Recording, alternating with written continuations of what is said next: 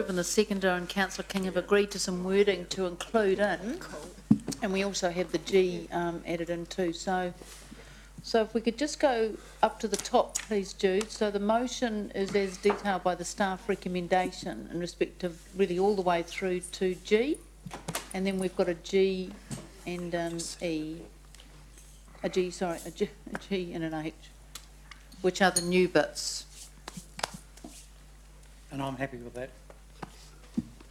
You're right. Okay, that's good. If Angela's happy with it. Yep. I'm sorry, I have a mouthful, but do we need to acknowledge that this is not budgeted for? We don't do that, do we? It's Debt fund. It is. The report's part of the it's in the report, yeah. Yeah, the report's part of the report. Okay, so I'll come to you. Gordon, do you wish to speak on it? Yes, thanks, Your Worship. Look, I felt very relaxed about the questions that Councillor King was asking because they were the right questions. This is another case where, rather than looking back into how we got there, we've actually got to start from today and move forward to fix a problem that we now have.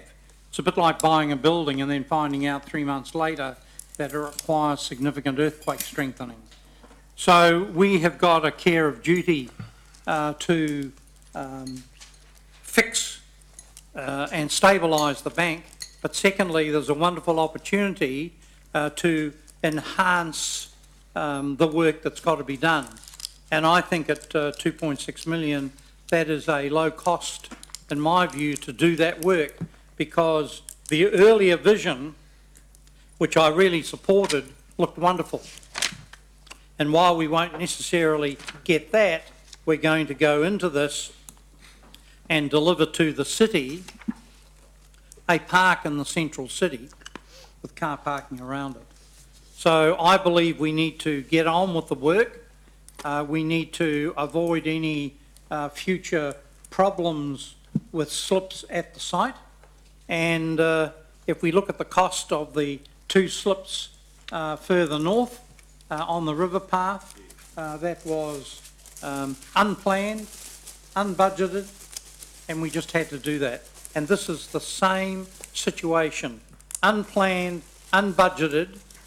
But if you go back into the questions that Councillor King asked, the geotech stuff was, I think, poorly done, if we did it at all.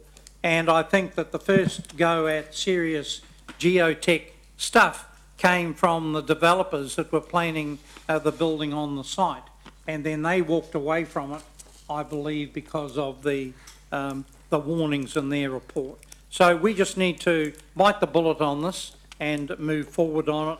And I'm very comfortable if the outcome is that this is debt funded. Thank you. Okay, thank you. Councillor Mallett? Yeah, I echo everything Councillor Chessman said. I'm very pleased that we are addressing that, well, to the extent we can, to the extent that anyone can address a safety issue, we are undertaking that process. I do just raise a concern which is not much to do with the recommendation, but the information in the report that this again is going to reduce the number of car parks we have in town, and that is car parking that's very much in the centre of the town. So it is that concerns me. But I guess if you're going to scrape away the gland and there's no place for the car park, there's nothing can be done. Okay, thank you. Any other speakers for or against? Councillor Gallagher? Yes, I mean obviously there's 2 parts. So this is, I understand, is the bit you need to do. And the second bit is part of what I hope to be a part of the transformation, if you like. So this to me is where you talk about a CBD transformation plan. I mean, albeit this comes at a cost, but this is a bricks and mortar, part of that bricks and mortar transformation. This particular transformation also relates again to the ferry, to the Riverside precinct as well. You know, both are interlinked. I acknowledge it doesn't come cheap, but I would argue relative to the work that has to be done around stability and safety, the added cost in the circumstance is reasonable, and it would be certainly my hope that in terms of opportunities for local business in terms of this work, that they are there as well. Okay, thank you. Any other speakers for or against? Councillor King? This is why councils shouldn't be in property. We paid $2 million for this piece of land several years ago. The sellers of the land knew exactly that this land wasn't suitable for commercial development. There was a clause attached to say that if we got the work done to their requirements within, it was actually this year, the beginning of this year, if we didn't get it done by then, we would have to pay another $1 million. We got caught out. We had to pay the extra $1 million. Now we're proposing to spend $7 million plus of up to $7 million plus of ratepayers' money to finish making this into a park. So the park's going to be a value of $10 million plus. This won't be an ordinary park, which we can do what we like with. There's all sorts of encumbrances on the land. There's car parking that we have to provide for neighbours on our park. There's crossings that are going to have to go across our park so that neighbours can get access to their loading areas and on at least 3 of the neighbours that I'm aware of. So it isn't like it's an unencumbered park. Buying this land was never a good investment, and it's a very clear message as to why we as council shouldn't be dabbling in land which developers know what they're doing. We basically are out of our, like a fish out of water. Well, anything we do, I've worked out, costs double what the private sector can do it for, and if we get it wrong, it's 10 times. And in a case like this, I believe we're paying 10 times. We were made an offer to sell this land for $750,000, which we didn't take. I don't believe we took seriously. There was a due diligence clause attached to that. It's beginning to look like a pretty good deal now, but that opportunity's gone.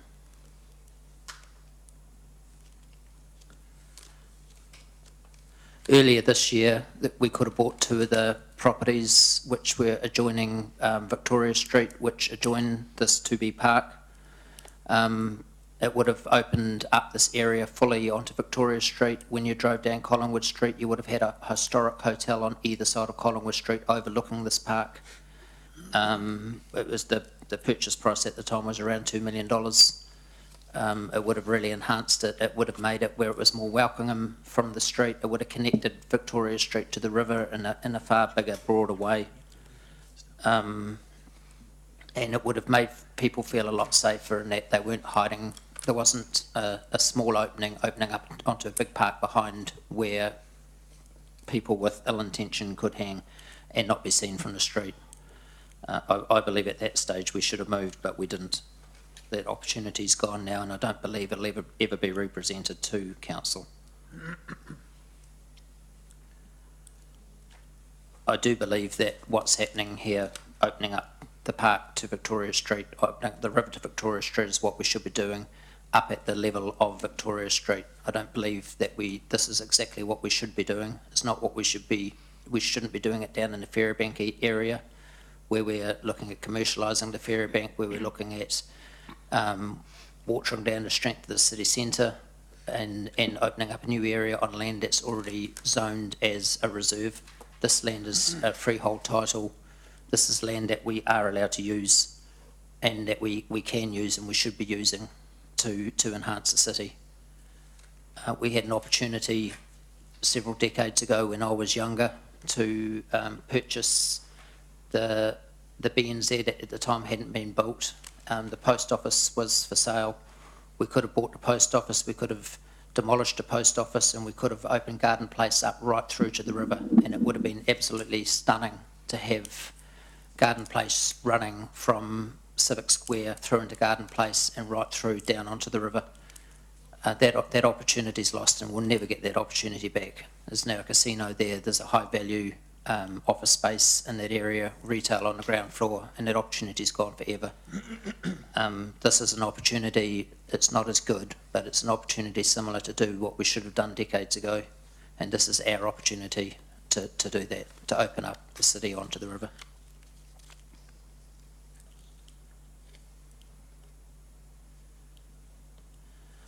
I also believe that this won't stress the city further by what we're doing.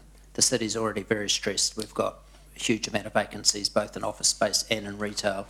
And by doing this, this is enhancing what we've got instead of watering down what we've got by opening up other areas where we need to do exactly this. And I'm saddened by the fact that it's costing us $10 million to do it.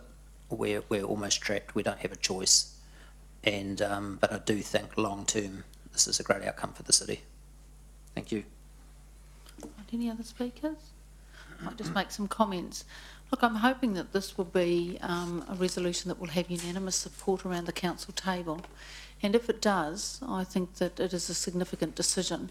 And perhaps we've sort of got bogged down in the technicalities as we've worked through this afternoon. But let's step back a bit and recognise what we're about to do here. For the first time in a long, long time, the city's going to have right in the heart of it a connection to that beautiful Waikato River, which is something that everyone talks about all the time. And this is our opportunity to do that. Yes, it's come with an interesting history. In fact, the whole land site, when you look back on it, has had a very interesting history. And in some ways, you know, we've made a few jokes about the fact that the Waikato Times were the occupant for quite some time. And Aaron, we've shared a few jokes with you about that. But in more recent times, the council purchased that land as part of, I guess, what was going on all around that area, the casino and the opportunities to get some kind of investment and development going for offices. What unfortunately we didn't realise is that the extent, or the council at the time perhaps didn't realise, is the extent of the work required to develop the site made it prohibitive for a commercial development to get off the ground. And so over the last 2 or 3 years, and certainly in the time I've been here, we've made no secret to the developers that we would like them to do something on it. But as it's turned out, it's just not been commercially viable.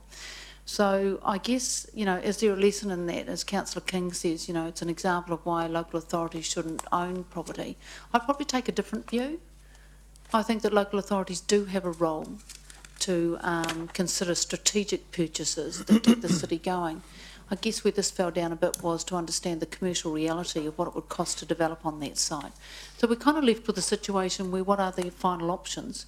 But to me, the option we're left with is actually the very, very best option. The best option we could have. And I guess it renews the hope of the past that we would have this connection to the river. The important thing about this decision today is also it gives certainty to investors and developers in the city that says that when we say something and we write it in plans and we make resolutions, we actually follow through on those and do deliver those things. And I think that's a really key message, because there is a lot of chopping and changing in the past, and this is a decision that's deliberate and gives certainty. And the developers and investors are looking for that and looking for us to implement plans that we make. The other thing, it gives certainty to those who own property around that space, who have looked out on a ghastly car park for way too long. And I'm encouraged to know that all of them are very interested in what they can do to contribute to make it better space, so that's great.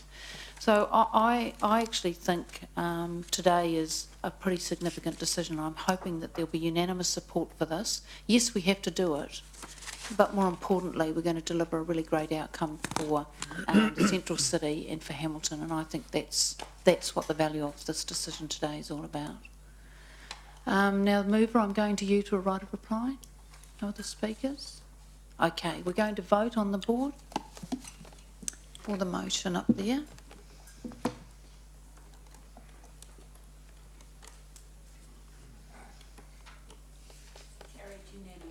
Great, thank you, councillors. Thank you very much, Sean and team, because you've done a lot of work on this, and you're going to let us know, you're going to come back to us about tenders and stuff. Great, thank you. And Chief Executive will let us know what the outcomes for the pathway are. Yep.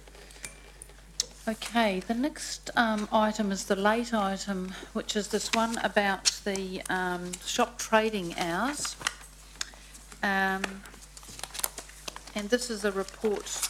Who's speaking to this report? Oh, Blair. So Blair, I think you can take it that That's it's great. read, it's Yes, I pretty can. straightforward. And councillors, it's coming here because, as you will see, the cut-off date for getting this in is January. There was no other opportunity to have a meeting to confirm this. So, anything you want to add, Blair? No, look, I'm happy to just take questions, Your Worship. Right, any questions on this? Yes, councillor King.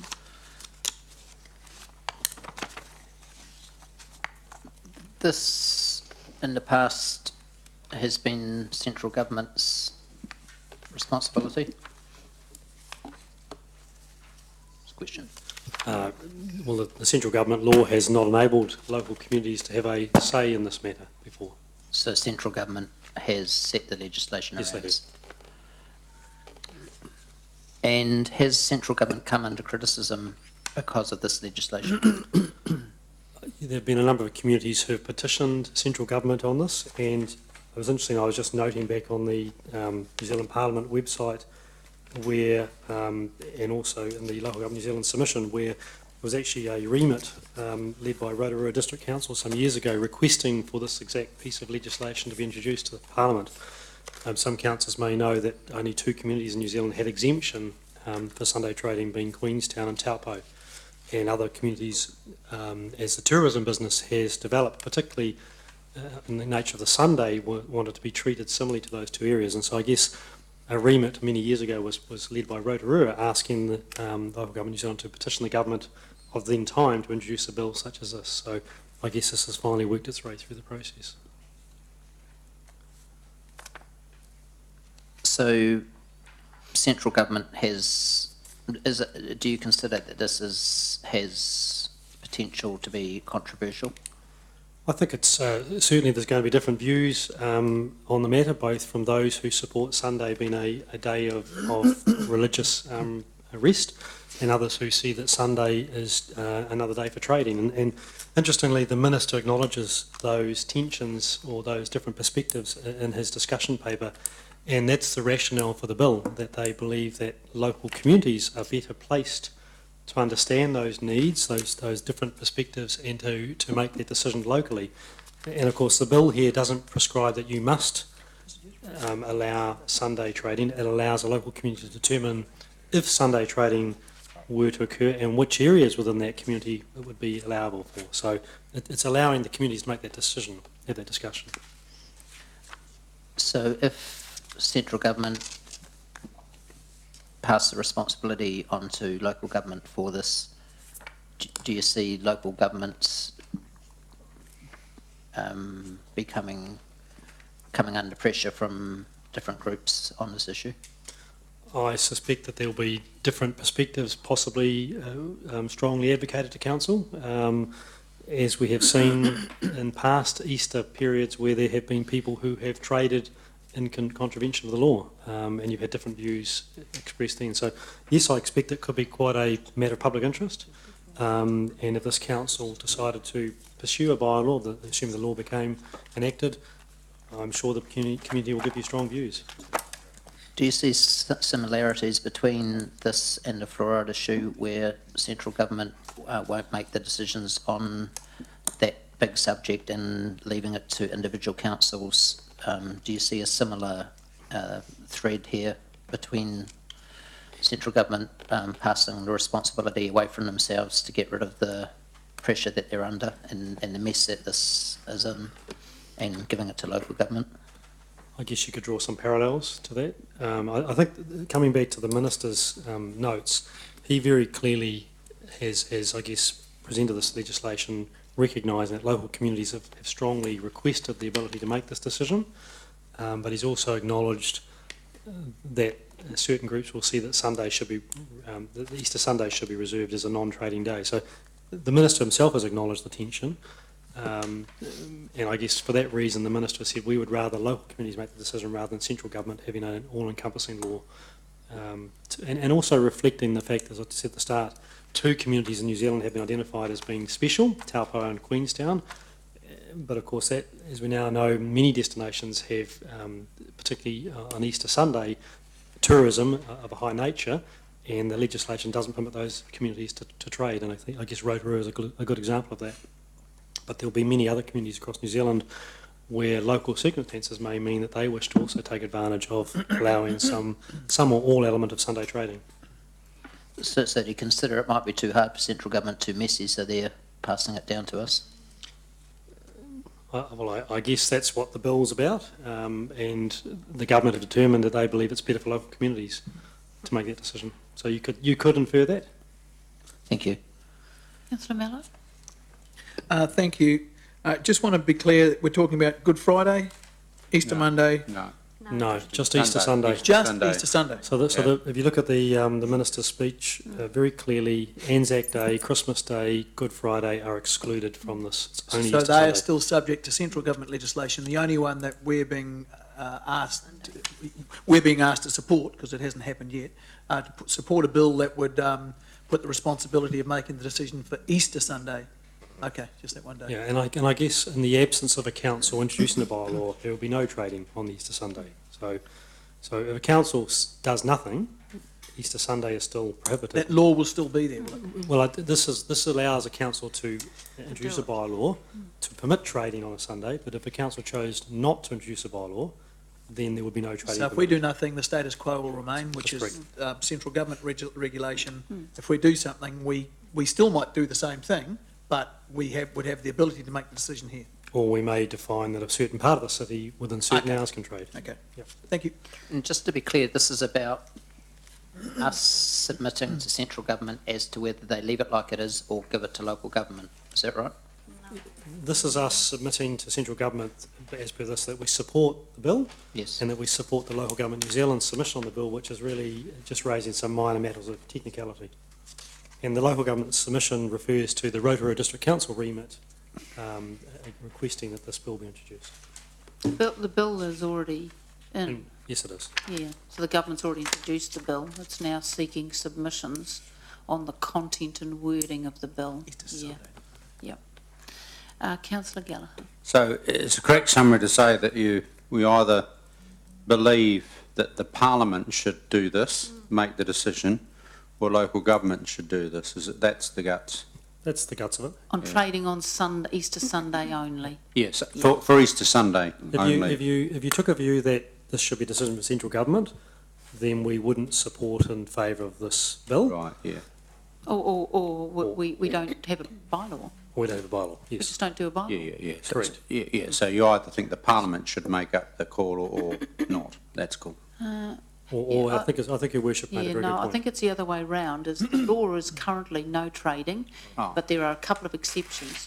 The purpose behind this bill is to say if local authorities want to allow trading on Easter Sunday, this is the process they will follow, which is currently by law, with the suggestion of policy.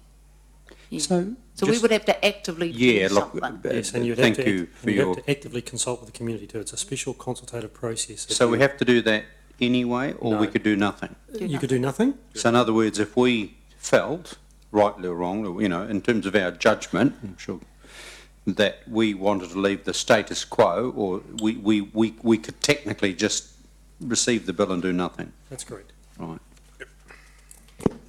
Yes. Sorry, I haven't had a chance to read the LGNZ submission. I have glanced over the bill though. So, does the LGNZ submission, is it coming from the point of view that, well, if we're going to have a bill, we would like to comment or correct these things, or we think it's a great idea that local government gets the hospital pass on this one? I think it's actually, I 'Cause- wouldn't choose those words, but it's both No, those. that's my word. I mean, I think Okay. they've drawn their mandate from the earlier Rotorua District Council Yeah. position, Yeah. which is that local communities on this particular matter want to have the option to make a decision that applies to them locally, and they've drawn that on the basis of the Taupo Queenstown situation, and many of the other constituencies across New Zealand saying this is not fair. If you take the far north, or you take Rotorua, you take other tourism hotspots, we want to be able to open and trade, we can't. But central government aren't brave enough to just go, okay, let's just say everyone can trade on Easter Sunday. Central government have reflected on the different perspectives and said, well, we believe local communities can better understand local circumstances. And if you wish to go through that process, you must run a a special consultative process around a Yeah, bylaw. I understand that. So by supporting the LGNZ's submission to the bill, we are supporting government's decision to devolve this to local government. That's correct.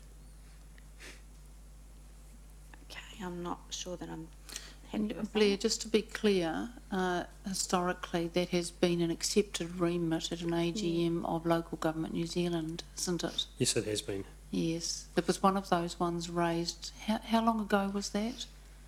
There's actually no date listed here, so I'm sorry I don't have that. I can read the A few remit, but years back, yes, it would be. at the AGM, irrespective of vote across New Oh, Zealand. sorry, local- 2005 is when the matter was It was raised. sort of passed at the AGM as a local government position. Yes. But we could still, in this submission, we could still add that we support LGNZ, however, are of the view that central government should make this decision. And isn't that, I mean, we had to do that with Psychoactive when they pushed that onto us as well, which was around, well, if we have to have it, then this is our view on having to have it. Because, So I think, Councillor Leary, what you're saying is because the status quo is no trading, so what you're saying is the bill is unnecessary because, well, they should make the decision, not us. because Yeah. if they want other places to have trading, they can pick them. Well, yeah, well, they should just say everybody can if they want to. I mean, this is madness. You can certainly add that flavour to the letter. Because, I mean, I guess, so was Rotorua and, what did you say, Queenstown, have they, so they've both been Taupo. allowed, so they're an exception in the country? Yeah, so there's a special, within the legislation, there's Yeah. exemption for those two Right. communities. But many other communities have said this is, we are the same as them. Tourism and other people are now coming to our destinations. We are not permitted to open, Yeah. yet Taupo and Queenstown can. Are you aware of any council that has sort of said publicly that they're determined not to allow this in their district? I mean, No. how would any elected member make that decision? I mean, people leave town for the weekend and go somewhere where you can shop. It's crazy. Anyway, So if there's no other questions, I am happy to move the recommendation. Councillor Matt, are you seconding that? Okay. Is there anyone who wants to move an amendment? No? Just, one would assume that if you believe this should be, the Parliament should determine this. In terms of the current status quo, you'll vote against the submission. It's not being just, Well, I think I'd be Yeah. looking for an amendment if you wanted to change our submission because we have to put a submission in. well, I would be, So if you want to move an What do you want? amendment, you need to raise it now. I would be willing to move an amendment, just simply that we add a point in there that, and words might not be submission-y enough, however, we do not agree that the decision on whether shops can or cannot trade on Easter Sunday should be devolved, I don't know if that's the right word, to local government or councils or territorial authorities, whatever those words So might looking be. at page 5, 1.1, which is our submission. Overall, yeah, so That is our submission. So 1.1, your amendment It would could say be- change that. Well, it would still be that overall we support the intent, I guess, and content, because that's around the, well, if we're going to have it, we're going to have view on that. And then added to that would be, however, we do not agree that the decision on whether shops can or cannot trade on Easter Sunday should be devolved to local government. And I don't know if that wording's right. That's but kind of the a best I direct can. contradiction, isn't it? Of what the, Well, but I'm assuming the LGNZ submission would be full of a whole lot of points, because they're usually quite fairly short. thorough. It's actually It's very, very, very, very it's short. very, very short. It's extremely short. yep,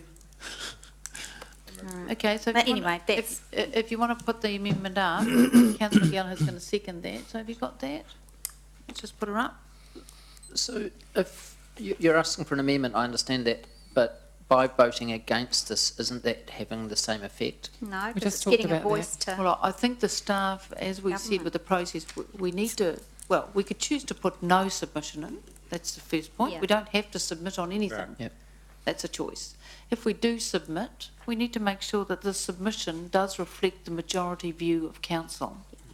So if you want to make a submission but you don't agree with this one, then I think amendment is the way to go, because then at least we have put in a submission with our point, our position. Yeah, Mine's I not. think that's the. Sorry, Your So Worship. voting against it just leaves us in that land of No, what are we doing? yeah. And if you want no submission, whatever, I mean, Can I just ask Angela, what's the intent? Your intent is, I- no, you don't want to make a decision. So you're not saying whether Easter Sunday trading should be allowed or not. You're just saying whoever makes that decision, it's the government to make it, not us. Is that right? Preferably, but Okay. I think we're going to get it anyway. Yep. Yeah, yeah. Just- yeah. And I think we did similar with the psychoactive. Yes, we And did. I think maybe the local alcohol as well. No, we might not have that one, but I know we did psychoactive. We just simply send a message back, and we don't often get an opportunity to send messages directly like that. So in essence, the status quo at the moment is the Parliament usually, historically via a free vote, Yep. has done this. That's my understanding. And the Yeah. change, of course, is that Yeah. it's called pass the parcel Yeah. and gets passed to us. okay, so does So- that reflect the wording, councillor O'Leary, that you're looking for?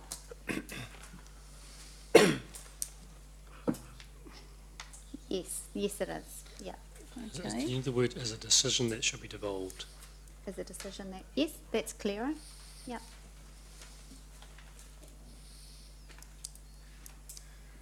Yeah, you should take out the Isn't it first 4 devolved words from? and just say approve, comma, noting that, just shorten it. You don't devolve to local government, devolved from. Take out with an addition to, just Yeah. noting that HCC. Oh, should not be devolved to. Should not, that, yep, shouldn't. Can or cannot trade on Easter Sunday with an addition to note, it does not agree that the decision whether shops can or cannot trade on Sunday should be decision, Should not be devolved. no, because it's a double negative, should not agree that the decision whether shops can or cannot trade on Easter Sunday should. Or take out should, it should just be cannot Perhaps we trade need on to Easter call Sunday. animal be control, Blair, and get It's a some big word. assistance with animal control. I think take out the Bird. word should after Easter Sunday so that it reads, with an addition to note that HCC does not agree that the decision whether shops can or cannot trade on Easter Sunday be devolved to local government. An addition. Yeah. That makes sense. Yeah, Okay, thank you, Jeff. Do a press release first. poor thing. The people need to know. Aaron's already put something up, I You got think. something on that, mate? It's going to fly out the hole in a minute. Okay, so councillor O'Leary, councillor Gallagher, you're happy with that as an amendment? So councillor, Duck, Julie? Aw, I think it should be a Just go council out the going way round to be and able round. to no. put it out. maybe it's a drone. Well, Weird secretly, thing. It's a very it may good be drawing. interested in what we're discussing. It may just want to get closer Your to the worship, before speaker. you put it, I was Yes, just the range. suggesting and even Going back. shortening it up after the word approve, comma, noting that HCC. Okay, so just take out the words with an addition to and change note to noting, and that just makes it, I think, a little more direct. Probably got a placard. Put it right in the water or something. I think we take bets. Chair, with the permit, Going round and round. He's probably against capital value grading. You know what, it's not easy to pay for a nest these days. Way out. Andrew, it's only arrived since you came to council wearing that hat, so I'm wondering if there's a correlation. I've got it on to protect myself. Okay, wise move, wise move. So Gary, will you move that the bird be removed during the public excluded session? All right, councillors, let's focus. So I'm just checking. So councillor O'Leary and councillor Gallagher, that's your amendment. You're happy with that? Good. Councillor Pascoe? yeah, I was just suggesting with the permission of the mover that E just have a slight change, that local members of parliament be advised and be encouraged to support HCC's submission of, and I think in recent submissions that we've done, we have put that clause in there and it seems to be missing this time. As a mover of the motion, I'm happy for that to be included in the motion. Are you happy for the amendment? Okay. Who was my seconder on the motion? Oh, councillor Mallett. You okay? Yes, he's Good as gold. right. Thank you. Good as Hope he gets Focused on out. the bird now. Okay, so councillors, unless there's any other questions, as the mover of the motion, I'll speak first. I'm speaking for the motion and against the amendment. I think it's absolutely appropriate that this be devolved down to local authorities. And the reason I say that is because we live in changing times.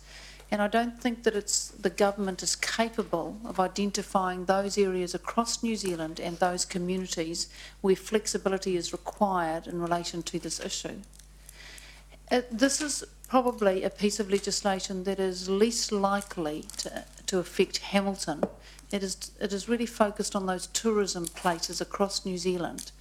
And the reality is that Queenstown and Taupo have been on that list for quite some time. I'm thinking the legislation is how old, Claire? It's a number of It is. decades. And since that legislation and the inclusion of those two places, New Zealand's visitor experience has profoundly changed. And I guess if you look at Morrinsville and Matamata, this may be something that they'll be interested in with the Hobbiton situation. So I think it is one of those, while I'm loath to take on more responsibility, I do think this is an issue that really is very situational across New Zealand, and I think it is one that I'm very happy for it to be devolved down to local government. It'll be interesting to see whether it's a bylaw or a policy.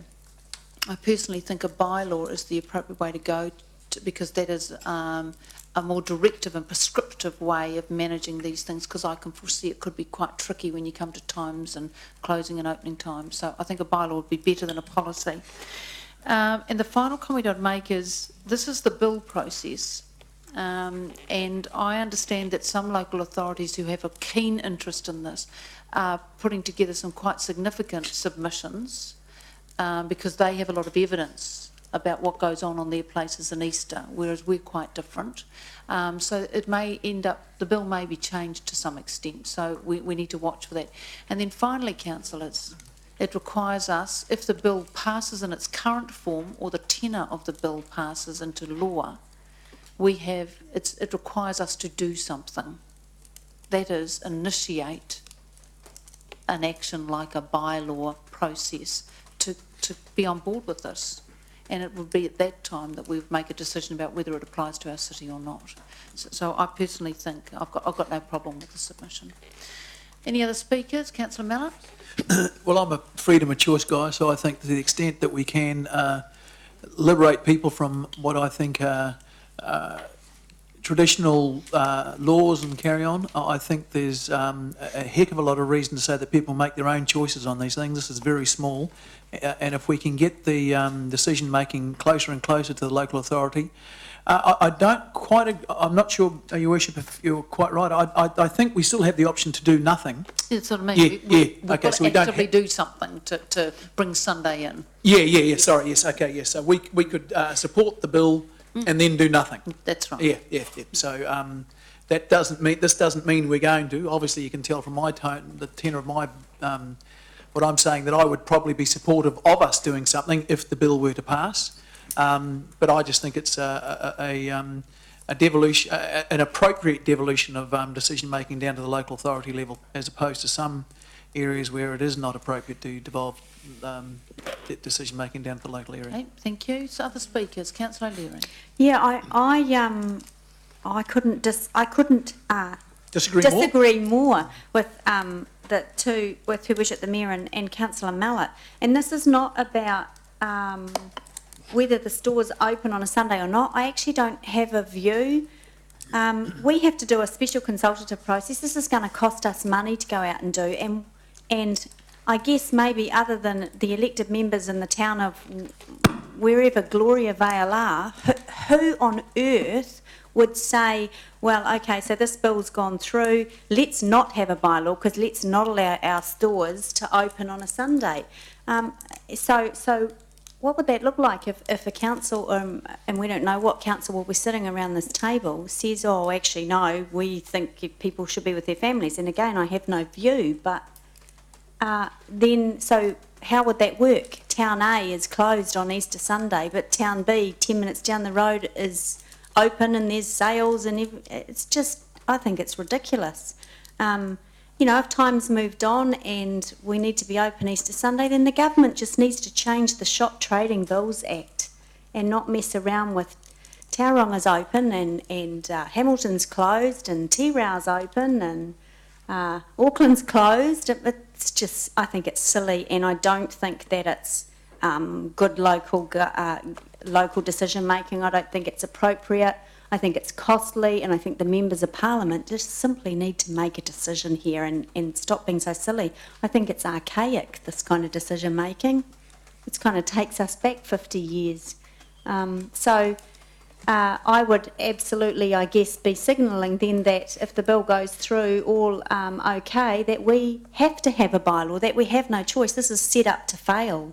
We have to have a bylaw. We have to allow the market to decide whether they want to open or not. And so our bylaw has to say, in the whole of Hamilton City District, you can open if you want to, because anything else is dabbling in other people's business. And that's wrong. Okay, thank you. Any other speakers for or against? Yeah, I'll speak. Yes, councillor King. There are very few days left when retail trading is not allowed. On these days, we can still go to cafes, we can still buy petrol, and the dairies are still open, so essential services are still available. When I was a child, there was no such thing as Sunday trading, and further back there was actually no such thing as Saturday trading. Those days are gone, and I accept that. These few days that we do have off each year become family days, or days when we hang out at the beach or around a barbecue with family or friends, or a combination. They're days that we might just use to rest, read books, think about where we're heading in life. This is also still a Christian country, and the reason that this day was set aside was for Christians to celebrate Jesus rising from the tomb.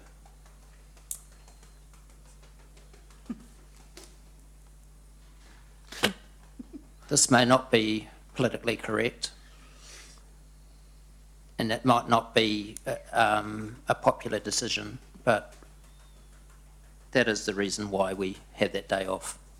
That's the background as to why we have that day off. And this is exactly the reason that central government don't want to tackle this, and they're pushing it down to local government because they're coming under the same pressures. It is a messy area, and they need to step up and take responsibility for it, not pushing it down to our level, where I think you'll find that if it does come down to local government, it'll only be a matter of time before every local government will allow trading on the Sunday. And once local government has gone there, it'll never go back the other way. So I urge you to vote with the amendment and not with the motion. Thank you. Thank you. Any other speakers for or against? Yeah, quickly. Councillor Forsyth. Yeah, I'm going to vote for the amendment. I'm a bit like Councillor O'Leary. I don't really have a strong view one way or the other whether shops should be open or not on Easter Sunday, but I do think that some decisions need to be made nationally, and may seem like a small matter, but I think a uniformity would be preferable as opposed to the patchwork scenario where some places are open and some aren't. And like Councillor O'Leary said, 10 minutes down the road is quite a different landscape to another destination. But keep it simple, keep it local, keep it national. Okay, Councillor Gallagher. Not party-wise. Yes, it's an interesting thing. I suspect that while I'm supporting the amendment, the long view is slightly different to the move of the amendment. However, her prediction that it won't be a do-nothing. There's no doubt that local people, garden centres, you name it, will be approaching this council to allow Easter Sunday trading. out of 365 days a year, 3.5 days. And this bill, in my view, introduced into the Parliament as a government bill, is obviously a thin end of the final wedge. There's not much of the wedge left, actually.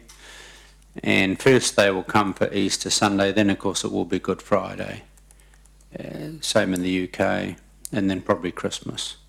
So this is the beginning of the getting rid of, with the possible exception of Anzac Day morning, nationwide statutory holidays where the shops are closed. I think Councillor King said that the essential services are still there and still open. So essentially, if this bill goes through in its present form, this debate will be repeated, in this chamber, and I respect that there'll be different perspectives. And obviously, as a local council, I will have to listen to my community as to the range of views, and so I certainly maintain an open mind. However, it seems to me that this is an issue that should be made at a nationwide level, irrespective of which side of the argument you come from. And I suspect in this case there'll be a whole range of views that will reflect society's views actually on this. And the Parliament, traditionally it's been through a free conscience vote, should address this issue. There might be some cases for exceptions, I don't know, but I think it should be Parliament's business. That's a personal view. Okay, any other speakers for or against? No?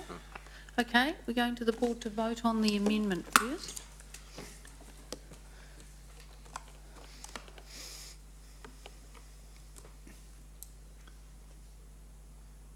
Your button, I think, Julie. I'm voting. Do you want to reset it? Go again?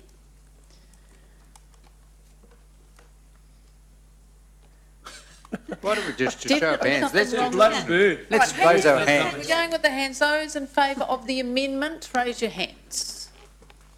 Councillors Green, King, O'Leary, Pascoe, Forsyth and Gallagher. Those against? Councillors Tooman, Mallet, Chesterman and Worshipton. It's carried. Right, so we'll now put that as the motion. Those in favour? Oh, right. All, everyone? Give me a hand. No, I was against. Oh, right. Right. Those in favour, it's now the motion.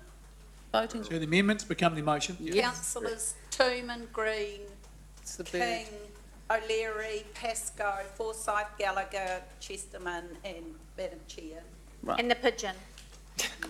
No. And I'm, Councillor Mallet dissented. I've just observed that there seems to be something wrong with my machine. It's got two bird's lights going on at once. I'm just letting you know. All right, councillors, so that's the end of the open agenda, but we are taking an issue that Councillor King raised about a matter on the public excluded agenda. Before we... I'll move that we go into public excluded, seconded by the Deputy Mayor, but I will now take, Councillor King, do you have an amendment that you wish to put on that? I'm asking the CE why this paper has been put into confidential. Yep. Okay. I'll respond to that through the chair. The one paper, sorry. Yeah, so I'm aware of the paper you're referring to, you referred to it earlier. So that was in respect of the evaluation process for 3 designers for the development of Ferrybank. I can talk about that much because the media are aware that that paper was coming to this meeting. But what is unaware is there was an evaluation a week ago whereby the evaluation panel considered those 3 designers, and they're to bring those designs forward to this meeting to seek council approval. So it requires council sign off for the next phase. Until council makes the decision as to which designers are successful, we have not notified any of the designers in question as to whether or not they're successful or not, because the decision here rests with this committee or this council. Once the decision is made by this council, we will notify the successful/unsuccessful designers immediately, and we will make available to the public and the media who the successful designers were or what part of the process we're heading down. So the Lagoima Act requires the protection of private individuals. The designers in question are all well-known individuals with reputations to maintain, so we want to manage the release of the information to them and to the community in a constructive, productive way. So I'm asking for some time during this meeting to actually have the discussion, but with the promise that I'll release the information to the designers that are unsuccessful and successful, as well as the media and the community, as soon as we can following this meeting. This is a huge amount of ratepayer money and being spent, and the reasons why we're choosing which way we go. Surely it's in the ratepayers' interest and their right to be a party to that conversation, not for it to be held behind closed doors. I mean, we're talking companies here who they all knew when they put in their price that one person was only going to win. There's only one winner. Second is not a winner, and third is not a winner, and that's life. Why the need to? Everybody's going to find out in the end. Why the need to? If you're not good enough, you don't win. Yep. We had three very good designers, and everything I've said earlier stands in terms of that's my view when I decided to put that in public excluded, was to provide an opportunity for this council to make a decision, but whilst at the same time balancing up the respect for those individuals involved, so that we can tell them in a managed way. I've probably got nothing more I can add. Okay, so we'll probably take an amendment on if they aren't. I'm coming to you. I'm just saying, Councillor King, if you're not satisfied with the answer, you can move an amendment. I'll just, Councillor Mount, have you got a question? Yeah, just a question. Richard, my understanding is it's been released who the submitters are. Yes, I mean, I saw a photo. Yes, so there's the They've public. been on display in the museum. The public is well aware of who the three are, but they're not aware who won. Yep. Who won or who was unsuccessful. So they haven't been notified yet. But so presumably somewhere along the line, who won will be advised. So and everyone who didn't win is the loser. Yep, so you can talk about, but that's going to happen anyway. Yeah, so following this meeting, once the decision's made by this council, my intention was to notify straight away the designers that were successful and unsuccessful and let them know, and a media release will go out to the community via the various media channels to notify them. So it's just until we make that decision. Yeah, okay, and I'm not, I guess I don't quite, but last week we had a debate about pensioner housing and habitat and accessible. That was all in the public, and there were quotes, there were their pricing and all that sort of stuff was in it. Yeah, I just made the call because this did involve a number of consortiums with private individuals that were involved, and this is it was my call that because it was in private individuals involved in these consortiums, that just out of respect for them, that would actually do the discussion behind closed doors. But from if an amendment's made, I might just ask my project manager to jump on the phone if it's successful to ring them and give them as best a heads up we can. But I was just trying to manage it. That they don't know. They don't know. No, they don't know anything. Yep. Because it's the decision of this group. Yep. So we haven't notified them. What about the rights of the ratepayer to know about a full and transparent process? And they will know about the full transparent process. We plan to release all the information about the decision and the reasons for it as part of this discussion after the decision had been made. But our minutes don't show that kind of detail. But we can make a decision as council what information you choose to release to the public. So I'm more than comfortable, firstly, more than comfortable for an amendment to go forward to put it into, should you decide to put it into the open. But if we do leave it in public excluded, council can make a decision to release certain information in terms of the discussion to the public as well, once we've notified those individuals. Is it kind of a full and frank position? Because it's protecting the private individual and a full and frank discussion. Joe Bloggs and he did some work for me and it was crap. Is that what you're concerned with? Well, it's more the fact that, well, Joe Bloggs hasn't done it. There are those aspects there as well, and these are, again, a number of private individuals have moved, and Councillor King is right, have joined together with companies and so forth, and it's their names that are attached to these designs. I just wanted to, out of respect for them, to give the chance for council to have a discussion, and as soon as that discussion's been held, we will release the information once we notify them that they're unsuccessful. I just want to respect them and actually say, well, these are the reasons in a measured way, rather than them reading about it on the media. I was just going to say, because it's the discussion, and maybe Andrew, is it the discussion you're concerned about being? Well, I just want to measure that discussion with them in a managed way, rather than reading about it in the media. Okay, I'll take an amendment. Councillor King, do you wish to put one? Because we need to move on. So if you've got an amendment, put it and we'll test it. Otherwise, we'll just I'll just call for a vote on going into public exclusion. No? Okay. Oh, yeah, we'll move an amendment. What's your amendment is that that item is taken in public? Yeah. Okay, are you seconding that? Okay. All right, so we... Gosh, it is quite Councillor Mallett seconded it. Vote against it? No, they are putting an amendment to move an item in public exclusion into public. Right. So you clear, Jude, about that item C1 is moved to the public agenda, and that's moved by Councillor King and seconded by Councillor Mallett. And I move public excluded of the entire agenda, and the Deputy Mayor seconded. So, okay, so councillors, when you're speaking, if you want to enter the debate, speak, identify whether you're for or against the amendment or the motion. Okay? If you want to speak. So does anyone want to speak on this, or we just go to voting? Yeah, I just feel the right of this is a big decision, this is a big issue, and this has high level of public involvement and public interest, and businesses, they aren't individuals who put the processing in, they're individuals who are working for limited companies, they're in business, they have directors, they are, in a worst case scenario, they're a sole trader. It is going to go public after this meeting as to who got the tender and who didn't, or what groups went which way. Why shield the ratepayer from the discussion, and where's the transparency in a situation like this? Last week we talked about selling the pensioner homes.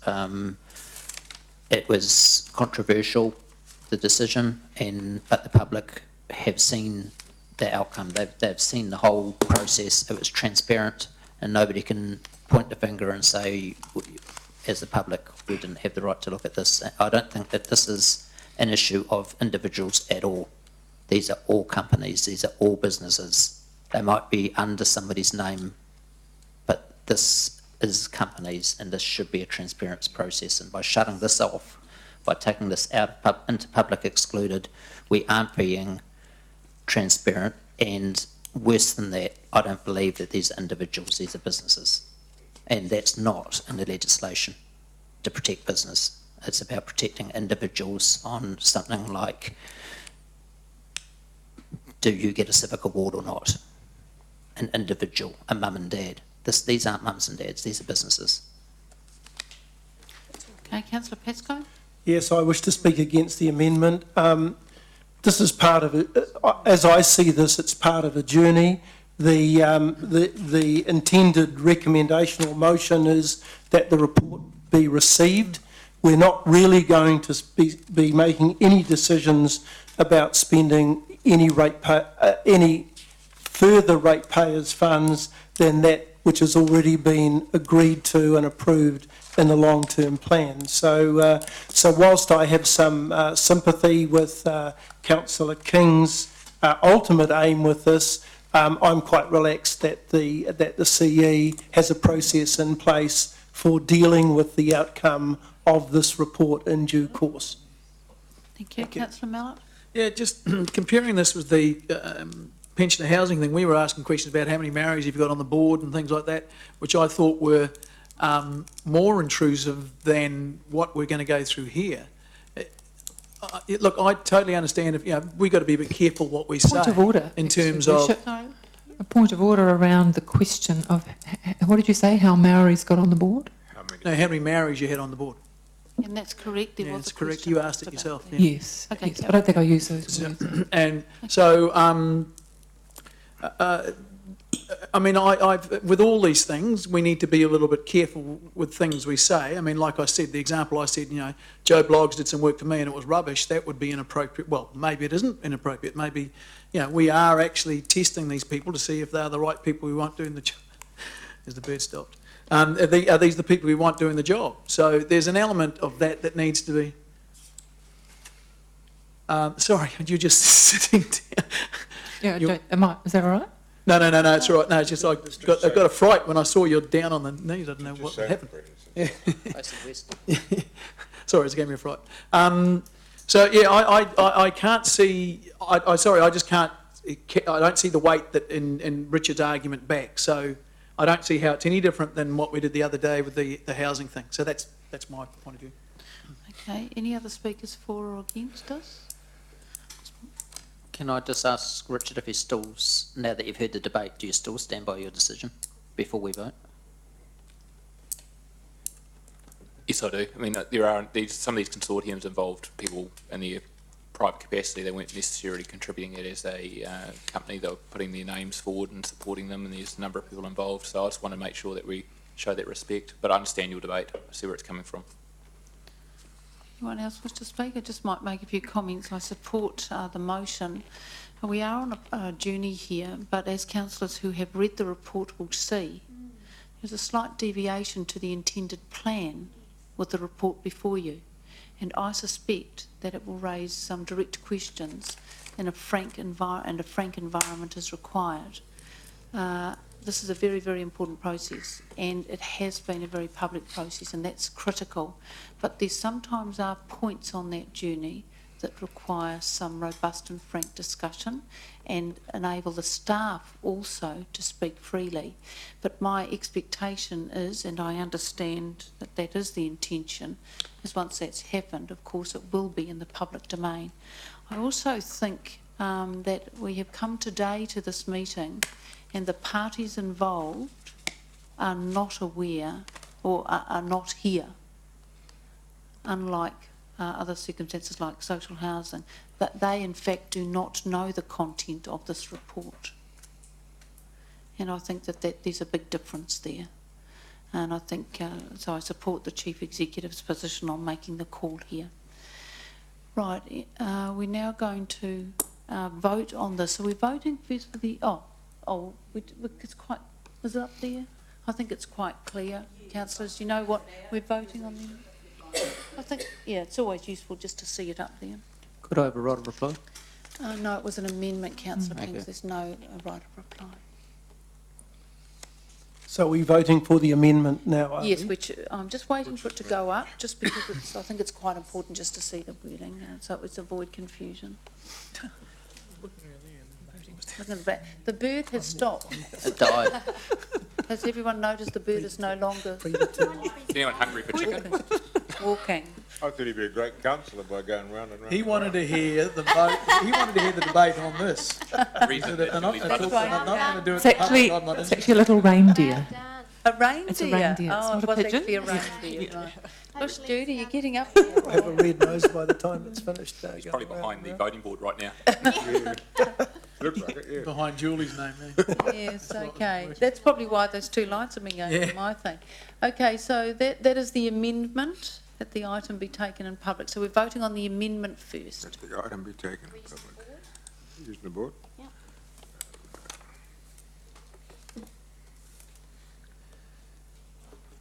amendment has lost 2 votes for and 8 again. Okay, so now we're voting on the motion to move to public excluded.